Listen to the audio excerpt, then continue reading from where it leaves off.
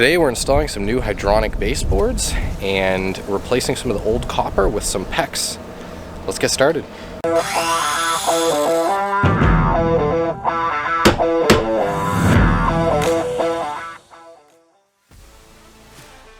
Alright, so what I'm doing here is sanding off the copper, putting some flux on both the copper and the piece I'm soldering on. You want to put the flux on both pieces, and then you want to heat the back of the piece here, and that'll allow the solder to get pulled into the back. I'm going to do the same thing on the other side here, cut it off, sand it, apply some flux, and then solder that on.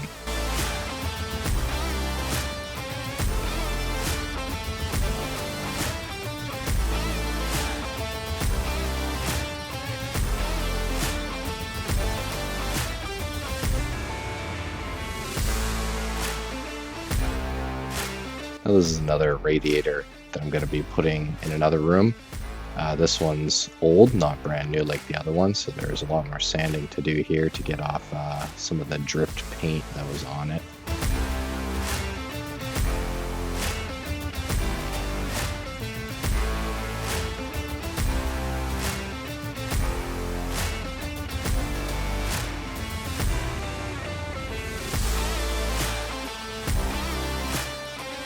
This really wasn't the cleanest soldering job here. I really should have had a rag to clean up those solder drips. It would have looked a lot nicer if I did that. Now this radiator needed to be shortened, and I needed to not have that elbow that was soldered on, so I just cut back some of the fins, cut that off. Did the same thing on this end.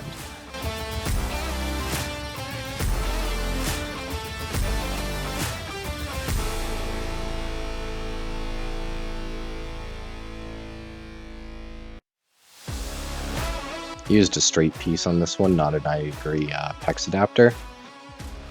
Now I'm figuring out where I want to put the hydronic baseboard here, so I'm drilling some holes in the enclosure and screwing that into the wall to keep it in place while I mark some holes on the floor. I forgot to drill or cut holes in the tile before I installed all this, and I'm going to have to drill them after the fact.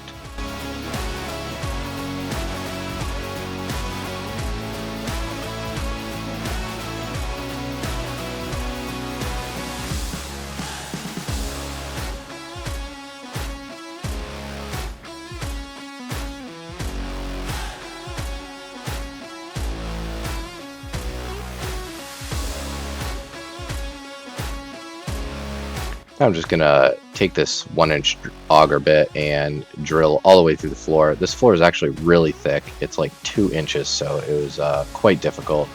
And I ran into a problem on the other side that was quite frustrating, as you'll see.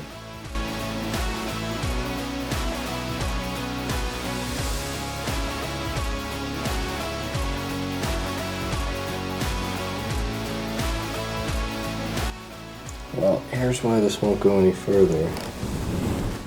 Inside here is a nice nail. This could be fun to try to get out of there. Oh boy, to say this was a pain in the butt would be an understatement. This took me probably an hour and a half of just fiddling around with this to finally get the nail out of there, and it just took brute force at the end of the day, which was just really unlucky for me that a nail landed in the middle of the hole I was drilling.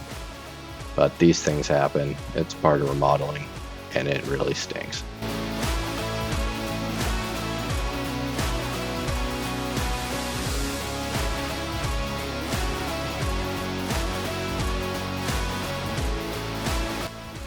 Alright, after much persistence, finally got the nail out.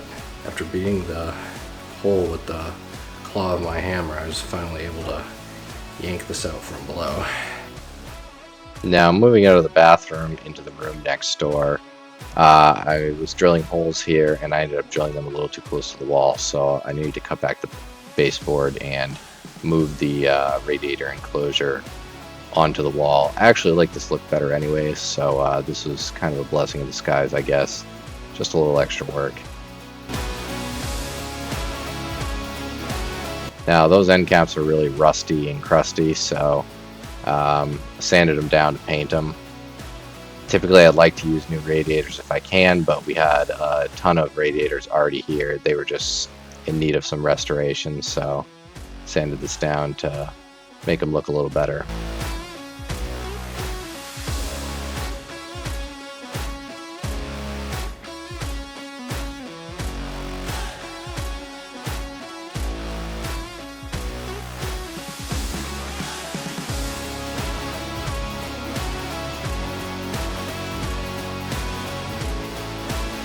Now I'm just going to mount the radiator enclosure to the wall. I only used 2 screws here, but they were into a stud and it was really solid. Then I was installing the brackets. These are new for me, so it was a little interesting to install, but they went in pretty easy.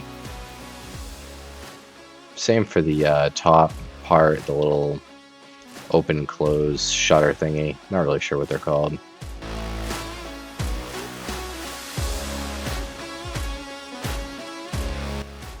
Alright, now onto the fun part, my favorite part, which is the actual plumbing part with PEX. Super fun stuff to use, just plastic piping, so much easier than copper. Here I'm just using stainless steel crimp rings, super cheap and effective. Maybe I'll do a video in a later series about PEX tools and how to use them and whatnot. It's really easy to do for home DIYers.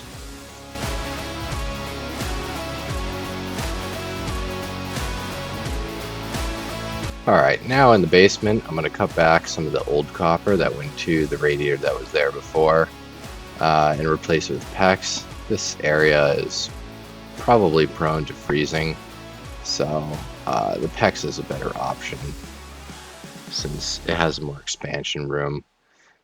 Unlike copper, which will burst when it freezes a lot easier.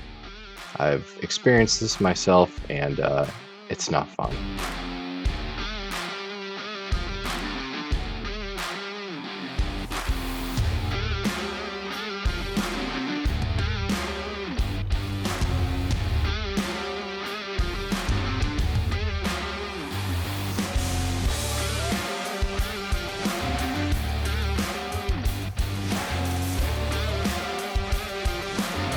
I'm just running this from the other side of the heater through the wall over to where the bathroom radiator comes through the floor.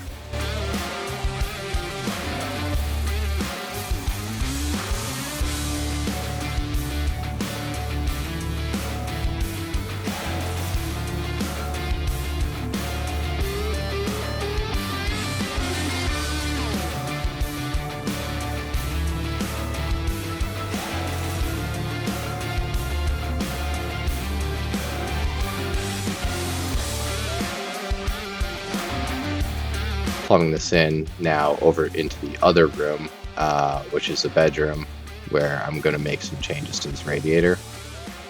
This one was not really installed correctly. It was hanging past the actual enclosure. So I'm just going to cut this back and put it through the floor here so that we can keep it inside the enclosure.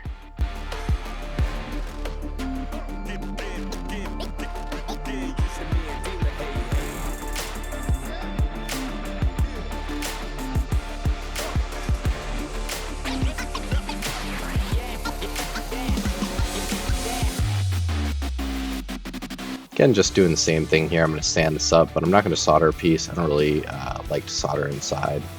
And I had a shark bite, which is just a push connect fitting, so I'm going to use that here.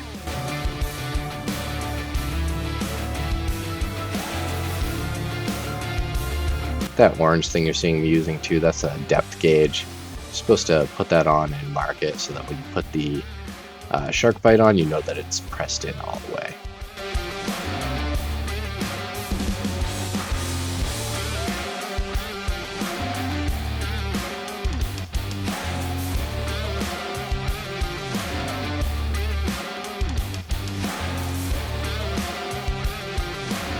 Now down to the basement. I had to add a coupler here because I didn't have a long enough piece of pipe to go from the bathroom over to this room.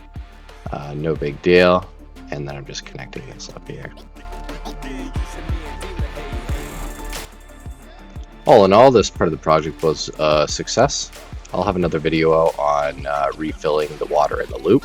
Hope you enjoyed the video. Thanks for watching. Oh, no. Ah, frick.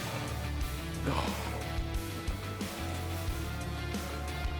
Now we enter the Hobbit cave. Dun, dun, dun, dun. It's back, actually. Oh, yeah. Yeah, spider webs.